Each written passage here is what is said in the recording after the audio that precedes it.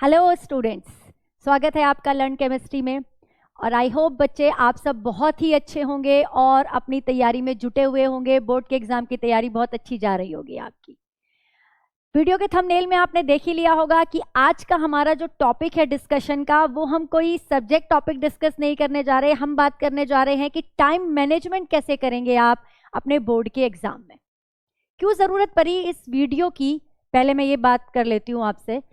अभी आप लोगों के प्री बोर्ड के एग्ज़ाम चल रहे हैं और मेरे बहुत सारे स्टूडेंट की ये क्वेरी आई मेरे पास। उन्होंने कहा कि मैम हमारा पेपर पूरा ही नहीं हुआ, हम कंप्लीट ही नहीं कर पाए अपने पेपर को। इवन केमिस्ट्री के पेपर में वो बोल रहे हैं, साइंस के जो बच्चे हैं 10th क्लास के, वो भी बोल रहे हैं कि मैम हमारा पेपर कंप्लीट नहीं हुआ, पेपर छूट गया।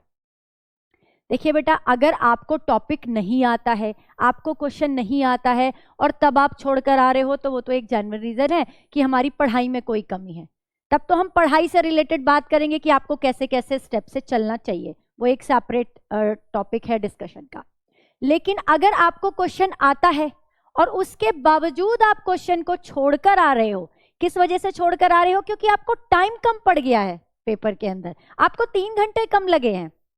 इस वजह से अगर आपका पेपर छूट रहा है और इस वजह से अगर आपके मार्क्स कम आ रहे हैं, तो ये एक चिंता का विषय है। आपको इस बारे में सोचना होगा। क्यों सोचना होगा? क्योंकि आपका जो ये 10th के एग्जाम है या जो 12th का जो बोर्ड का एग्जाम है, इसके मार्क्स तो आपके लाइफ लॉन्ग रहने वाले हैं। लाइफ लॉन्ग या आपकी फैमिली में एक डिस्कशन का मैटर होगा। आप कहीं भी अपने करियर के लिए जाएंगे तो 12th के मार्क्स इंपॉर्टेंट हैं। तो अगर सिर्फ इन छोटी सी चीज़ की वजह से आप ढंग से जो टाइम को मैनेज नहीं कर पाए, उस वजह से अगर आपके मार्क्स कम हो जाते हैं, तो आपको बहुत बुरा लगेगा, है ना। आप बहुत जोर शोर से पढ़ाई कर रहे हो, सारे आप टेस्ट दे रहे हो अपने ट्यूशन में या फिर आप अपने किसी भी ऑनलाइन जहाँ भी आप कोचिंग कर रहे हो, वहाँ पे आप सारे टेस्ट अटेम्प्ट कर रहे हो, अच्छे मार्क्स लेकर आ रहे हो, PYQs कर रहे हो, सैम्पल पेपर कर रहे हो। लेकिन एग्जाम वाले दिन उस 3 घंटे में आप अच्छे से परफॉर्म नहीं कर पाए, आपका वहां पर पेपर छूट गया, तब आपको कितना दुख होगा। और ये तो मतलब ऐसी चीज है कि आपको सब कुछ आता है और आप तब नहीं कर पा रहे, है ना। तो ये जो एक आपकी ये जो प्रॉब्लम है कि भाई हमारा एग्जाम पूरा नहीं हो पा रहा, आज ये आइए हम इसको डिस्कस करते हैं कि क्यों पूरा नहीं हो पा रहा। और अगर पूरा नहीं हो पा रहा तो हमको इसमें क्या सोचकर चलना है, अपने माइंड में क्या स्ट्रेटेजी बनानी है कि हमारा ये पेपर कंप्लीट हो। देखिए, पढ़ाई के लिए हम स्ट्रेटेजी बनाते हैं, टाइम टेबल बनाते हैं, तो 5 मिनट निकाल के अपने इस एग्जाम के लिए भी टाइम मैनेजमेंट का एक शेड्यूल बनाइए। फिर उसके बाद हम बात करेंगे कि हमें इसे अप्लाई कैसे करना है। देखिए, आपका जो बोर्ड का एग्जाम है 3 घंटे का होने वाला है, यानी कि 180 मिनट का होने वाला है और उसमें 33 क्वेश्चन आएंगे, वो आपको सब पता है। 5 सेक्शन में आपका बोर्ड का जो पेपर है बेटा वो डिवाइड है। सेक्शन ए जिसमें 16 क्वेश्चन आएंगे जो 1 मार्क के होंगे, MCQ होंगे, असर्शन रीजन होंगे, 2 असर्शन रीजन आते हैं। अब तक के सैंपल पेपर को देखकर मैंने ये प्लानर बनाया है। इसमें 1% ही चांस है कि चेंज होगा, क्योंकि CBSE ने अपना एडिशनल जो सैंपल पेपर निकाला है उसमें भी यही पैटर्न है। सेक्शन बी 5 क्वेश्चन आते हैं, 2 मार्क्स के होते हैं ये। सेक्शन सी में 7 क्वेश्चंस आते हैं और ये 3 मार्क्स के क्वेश्चंस होते हैं। और सेक्शन डी में 2 क्वेश्चन जो बेटा केस बेस्ड क्वेश्चन होते हैं, 2 केस बेस्ड क्वेश्चन आएंगे और वो 4 मार्क के होंगे। मतलब हर जो ईच क्वेश्चन का मैं मार्क बता रही हूँ, 4 मार्क्स के होंगे। और सेक्शन ई में 3 क्वेश्चंस आएंगे जो कि 5 मार्क्स के क्वेश्चन होंगे। तो ये आपकी जो सारी जो ये इन्फॉर्मेशन है, जब आपको पेपर दिया जाएगा, जब आपके टीचर आपको पेपर देंगे, इन्विजिलेटर आपको एग्जाम में देंगे आपका एग्जाम पेपर, तो उस पर ये सब चीजें ऊपर लिखी हुई होंगी। अब आपको करना क्या है? आपको प्लान करना है। प्लान कैसे करना है, पहले मैं आपको प्लान समझाती हूँ, फिर अप्लाई करने की बात करेंगे। देखिए, जो आपका 1 मार्क का क्वेश्चन जो है, जो ऑब्जेक्टिव टाइप आपके क्वेश्चन है, जो MCQ आएंगे, जो असर्शन रीजन आएंगे, अगर आप इस जो इन क्वेश्चंस को पढ़ने में 1 मिनट लगाओ और 1 मिनट उसको करने में लगाओ, तो हर एक क्वेश्चन में आपको 2 मिनट की जरूरत है। कुछ क्वेश्चन तो ऐसे होंगे बेटा आप आधे मिनट में ही कर लोगे, 1 मिनट में ही कर लोगे। लेकिन चलिए हम ऑन एंड एवरेज बात कर लेते हैं कि एक क्वेश्चन में आपको 2 मिनट लगेगा। वो मैं किस बेस पे कह रही हूँ? क्योंकि आपने इस बार का जो एडिशनल सैंपल पेपर CBSE ने रिलीज किया है, आई होप सारे बच्चों ने देख लिया होगा, सॉल्व भी कर लिया होगा। इसमें थोड़ा सा जब उसने क्वेश्चन दिया है तो थोड़ी सी थ्योरी ज्यादा लिखी है, क्वेश्चन थोड़ा सा लेंदी दिया, चाहे पूछा बहुत आसान आसान चीजें हैं लेकिन थोड़ा सा लेंदी दिया, तो बच्चों को लग रहा है कि थोड़ा ट्रिकी है पेपर। तो चलिए, इसलिए इसको पढ़ने के लिए मैं मान लेती हूं कि आपको 1 मिनट से 1 से 1.5 मिनट लगा और आपने 2 मिनट में एक क्वेश्चन को सॉल्व किया। तो यहां पर आपके पास 16 क्वेश्चन है, राइट। मैं फिर भी 4 मिनट आपको और एक्स्ट्रा दे रही हूं और कह रही हूं कि 40 मिनट में आप अपना इस सेक्शन को कंप्लीट कर लें। 40 मिनट में ये सेक्शन कंप्लीट हो जाए। इनमें से कुछ क्वेश्चन 1 मिनट में हो जाएगा, कुछ 2 मिनट में हो जाएगा, कुछ में 3 मिनट भी लग सकते हैं, इसीलिए हमने कहा 40 मिनट में आप इसको कंप्लीट कर लें, राइट। उसके बाद है आपका सेक्शन बी, जिसमें 5 क्वेश्चन आएंगे और वो 2-2 मार्क्स के क्वेश्चन होंगे। इसमें हमने कहा कि आप हर एक क्वेश्चन को लगभग 3 मिनट दें। आधा या 1 मिनट में आपने क्वेश्चन को पढ़ा। देखिए, जो 2 मार्क्स के क्वेश्चन है, अगर मैं इस सैंपल पेपर की भी बात करूं तो इसमें जो 2 मार्क्स के क्वेश्चन है बेटा, जैसे ये क्वेश्चन दिया हुआ है, in which of the 2 compounds CH3 CH2 CH2 Cl, यानी कि प्रोपाइल क्लोराइड की बात कर रहा है और आपसे कह रहा है कि जो बेंजाइल क्लोराइड है, नहीं क्लोरोबेंजीन है, ये आपसे कह रहा है कि प्रोपाइल क्लोराइड है और क्लोरोबेंजीन है, इनमें किसमें कार्बन कार्बन, जो कार्बन और Cl बॉन्ड है, किसमें वो लॉन्गर होगी, आपको ये बताना है।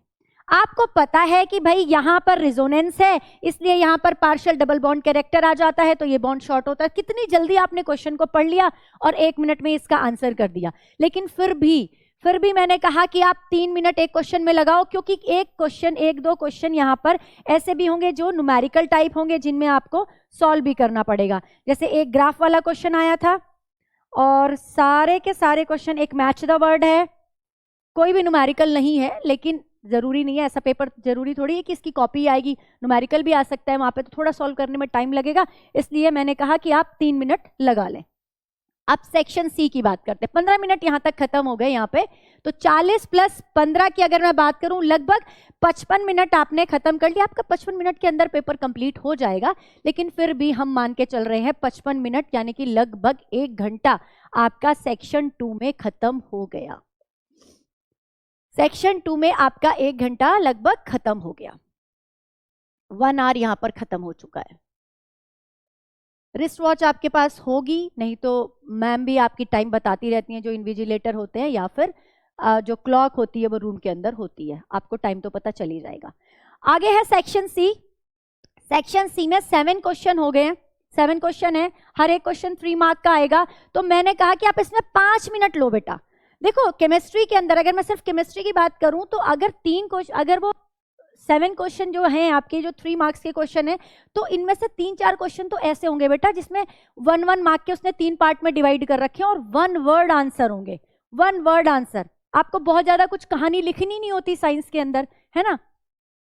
तो 5 मिनट आपको एक क्वेश्चन पर लगाने हैं, तो टोटल 35 मिनट में आपका ये सेक्शन भी कंप्लीट हो जाएगा। और अगर मैं बात करूं तो लगभग 1.5 घंटे के अंदर, 1.5 आवर के अंदर, 1.5 आवर के अंदर आपने 3 सेक्शन खत्म कर लिए, 3 सेक्शन आपके कंप्लीट हो चुके, राइट। अब हम बात करते हैं सेक्शन डी की, जिसमें 4 मार्कर क्वेश्चन है, जो आएंगे आपके 2 आपके वैल्यू बेस्ड केस बेस्ड, जो आपके पैराग्राफ आएंगे उसमें से आपको करने होंगे। तो मैंने यहाँ पे कहा है कि आप 10 मिनट लगाओ ना एक क्वेश्चन पे, 10 मिनट लगाओ। 10 मिनट क्यों दे रहे हैं? क्योंकि आपको पैरा भी तो पढ़ना पड़ेगा। कई बार आपको दोबारा भी पढ़ना पड़ जाता है। आपने पैरा पढ़ा, क्वेश्चन पढ़ा, फिर आपको लगा कि कुछ छूट गया, फिर दोबारा से आप पैराग्राफ पढ़ोगे, है ना। तो हमने कहा 10 मिनट लगाओ आप क्वेश्चन में।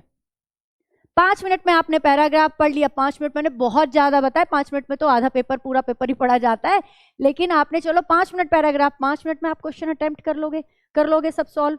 तो ऑन एन एवरेज 10 मिनट के अंदर आपका एक क्वेश्चन कंप्लीट होगा, तो 20 मिनट लगेंगे आपको इस सेक्शन को कंप्लीट करने में। 20 मिनट में आपने ये सेक्शन कंप्लीट कर लिया। तो यहां तक कितने हो गए थे? 1 घंटा, यानी कि 60 और 30 मिनट और, है ना। 90 मिनट यहां खत्म हुए, 20 मिनट और आ गए, 110 मिनट यहां पर खत्म हो गए आपके, ठीक है। और अब सिर्फ एक सेक्शन बचा है बेटा, सिर्फ एक सेक्शन बचा है। आपका अभी 2 घंटे भी कंप्लीट नहीं हुए, 3 घंटे का पेपर है आपके पास और एक सेक्शन ही बचा है सिर्फ। इस एक सेक्शन में 5 मार्क्स के क्वेश्चन है जो कि सिर्फ 3 क्वेश्चन है, और इन क्वेश्चन को करने के लिए मैं आपको कह रही हूं आप 15 मिनट लो, 1 नहीं 2 नहीं 15 मिनट। 15 मिनट बहुत होते हैं। 15 मिनट में क्या लिखोगे? केमिस्ट्री तो है, जो 5 मार्क का क्वेश्चन आ रहा है उसमें अगर 1 मार्क के 5 आ गए तो आपको तो सिर्फ जरा सी लैंग्वेज ही तो लिखनी है। Due to this is the reason, सिर्फ इतना लिखना है। कीवर्ड आना चाहिए, मेन आपका आंसर क्या होना चाहिए, कीवर्ड आना चाहिए, तो 15 मिनट में कंप्लीट कर लोगे। अगर मैं इसका टोटल करूं तो 155 मिनट में पेपर कंप्लीट हो गया। 155 मिनट में अगर आपका पेपर कंप्लीट हो गया तो अभी आपके पास 25 मिनट बचे हैं। 25 मिनट आपने बचा लिए। तो अब आपका अगला सवाल होगा कि मैम अब वहां पे हम पेपर के बारे में सोचेंगे, थ्योरी को याद करेंगे या इन मिनट और घंटों का हिसाब लगाएंगे? बिल्कुल आपकी बात बिल्कुल सही है। यहाँ पर आप वहां पर मिनट के हिसाब थोड़ी लगाओगे, इनको थोड़ी कैलकुलेट करोगे, आपको तो वहां पे क्वेश्चंस करने हैं। तो अब आपको करना क्या है, कैसे अप्लाई करना है इस प्लानर को? देखो बेटा अभी आपके पास टाइम है और आप सैंपल पेपर तो सॉल्व कर ही रहे हैं। आप हर एक सब्जेक्ट के जब सैंपल पेपर सॉल्व कर रहे हैं तो सैंपल पेपर सॉल्व करते हुए आप इस प्लानर को यहां पर ध्यान रखेंगे अपने घर पे, और वहां पे आप टाइम सेट करेंगे 3 घंटे के अपने, और उसमें देखेंगे कि क्या मैंने, क्योंकि वहां पर तो आप देख सकते हो ना, अभी तो यहाँ तो आप ये सब चीजें कर सकते हो, अभी तो अपने घर पे हो। यहाँ पर देखो कि क्या आपने पहला जो आपका ये 2 सेक्शन थे इनको करने में कितना टाइम लगाया, फिर इसको करने में कितना टाइम लगाया, इसको करने में कितना टाइम लगाया, इसको करने में कितना टाइम लगाया।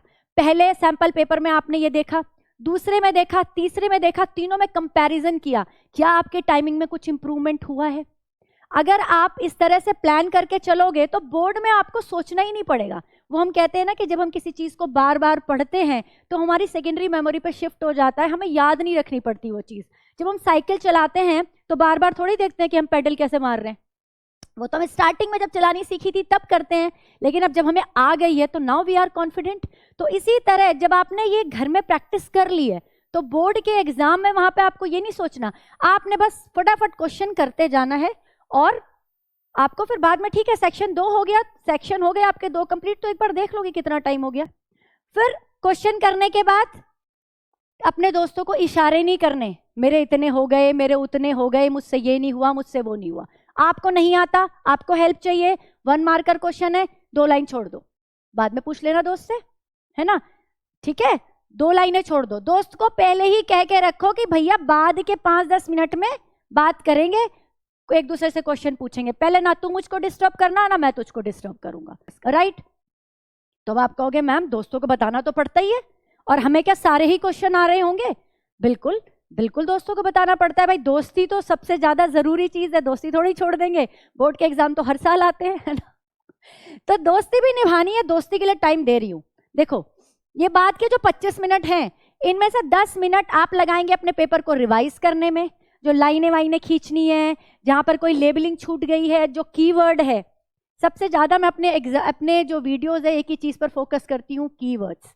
जो आपके कीवर्ड्स हैं क्वेश्चन के, स्पेशली ये जो 1-1 मार्क में 1-1 पार्ट में जो आपके क्वेश्चन आ रहे होंगे, जैसे 5 नंबर का क्वेश्चन है 5 पार्ट्स में डिवाइड होकर आ रहा है, तो उसमें स्पेशली कीवर्ड्स पूछ रहा होगा, वो उनको अंडरलाइन करना नहीं भूलेंगे, उनको अंडरलाइन करेंगे। अभी आपने काम निपटा लिया, 10 मिनट में निपटा लिया, 15 मिनट में निपटा लिया, बात का टाइम बच गया ना 5-10 मिनट, इतनी तो बात करोगे यार, इन्विजिलेटर भी तो बैठा है वहां पे, है ना, इतनी तो बात कर पाओगे, यही तो पूछ पाओगे, है ना। उसके बाद आप दोस्ती निभाओ, बताओ अपने दोस्तों को या पूछो उनसे, अगर आपको नहीं आता है तो पूछना भी। क्या करना है, स्टार्ट पेपर मिलते ही पहले अपनी सारी रीडिंग, जो भी चीजें आपको फिल करनी है, जो भी वहां पे आपको रोल नंबर वगैरह सब डालने हैं, सेंटर नेम, वो सब आप डालें। उसके बाद पेपर मिल गया आपको, आपने पेपर की क्या पढ़ना है, सेक्शन ए सेक्शन बी, मतलब आपको ये सब पढ़ के घर से जाओगे, रोज पढ़ ही रहे हो, लेकिन फिर भी एक बार रीडिंग लगा के और फिर क्वेश्चन करना, जैसे ही आपकी बेल बजी क्वेश्चन करना स्टार्ट कर दो। पहला क्वेश्चन, दूसरा क्वेश्चन, तीसरा क्वेश्चन फटाफट पढ़ते जाओ और सीरियल वाइज क्वेश्चन करते जाओ, जिससे कि एग्जामिनर को चेक करने में भी बहुत आसानी हो। जो क्वेश्चन नहीं आता 1 मार्क है, 2 लाइन छोड़ दो, 2 मार्क्स है 3 से 4 लाइन छोड़ दो, करो। लेकिन जो 3 मार्क के हैं या 5 मार्क्स के हैं उनके लिए बेटा जगह मत छोड़ना, उनको फिर क्वेश्चन नंबर डाल के, सेक्शन डाल के, क्वेश्चन नंबर डाल के बाद में ही अटेम्प्ट करना, ठीक है। कोशिश करें कि सीरियल वाइज क्वेश्चंस को करें। अब देखिए हमने सारा पेपर अपना 155 मिनट में कंप्लीट भी कर लिया, हमने उसको रिवाइज भी कर लिया और हमने दोस्ती यारी भी निभा ली, ठीक है। तो इस तरह से अगर आप प्लानिंग से, स्ट्रैटेजी से चलोगे ना, टाइम टेबल बनाया जैसे पेपर की तैयारी के लिए, ऐसे ही इसकी भी स्ट्रैटेजी से चलोगे तो 101% आपका पेपर कंप्लीट होगा। कभी भी पेपर छूटेगा नहीं कि भैया हमें आता था और हम छोड़ आए पेपर, है ना, हमारा छूट गया, मैम ने कॉपी खींच ली, टाइम कंप्लीट हो गया था, ये वाली आपकी शिकायतें सारी दूर हो जाएंगी। तो करना क्या है, अब आपको सैंपल पेपर्स को जो करना है इस पैटर्न के बेस पर करना है। प्रैक्टिस कीजिए 1 2 3, कम से कम 3 सैंपल पेपर आप करके देखिए। मैं केमिस्ट्री की बात कर रही हूँ, आप बाकी सब्जेक्ट्स के भी सैंपल पेपर करके देखिए, और आई होप आपका जो टाइम है वो पूरी तरह से मैनेज हो जाएगा और आपको बोर्ड में अच्छे नंबर लाने से कोई भी नहीं रोक पाएगा। All the best.